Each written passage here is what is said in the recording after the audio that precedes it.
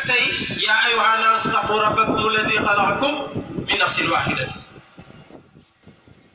ñun ñëpp ci aadama lañu baxee ko kon li mu bëgg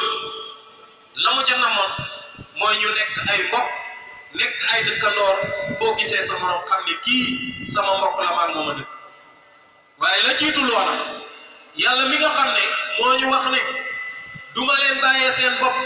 ndax da ngeen a fragile fu mu toll mu ngi ànd ak ñun kon première dëkkandoo mooy suñu borom kon li ñu war mooy ñu sàmmante ak li nga xam ne mooy rafetal dëkkandoor gi def ci sunu xel ne ku ñu gis yàllaa ngi dëkk ak ñun ku ñu gisul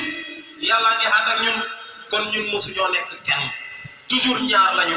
doonte kon gisuñu ko ànd ak ñun ba ñu wéetee yàlla moom dara umpul ko te yàlla moomu boo demee ci Shu'ara yi ayat 89 mu ngi wax ne yéen ñi nga xam ne yéen a dëkk ak man li ngeen war a def mooy jiital li nga xam ne mooy ak ragal yàlla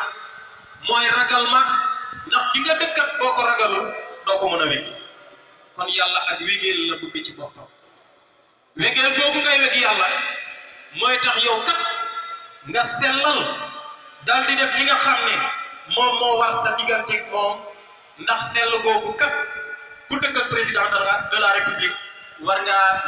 melokaan boo xam ne moom kat du toog ba ne la kii daf may atam yàlla nag ne ci suratu Shu'ara ayat 89 illa man atallaha bi qalbin salim man ci xolop ki set te sellal ragal ma di may jaamu kooku lay dëkk ca xolam ba kon ku bëgg yàlla dëkk ak yow dëkk nga continuer ba faw donte kon yàlla du ñu bàyyi dañoo war a sellal li nga xam ni mooy suñu diggante ak moom muy lan topp ay digleem bàyyi ay tere képp ku ci nekkoon perte na yàlla si boppam moomu ki nga xam ne mooy Abu Hurayra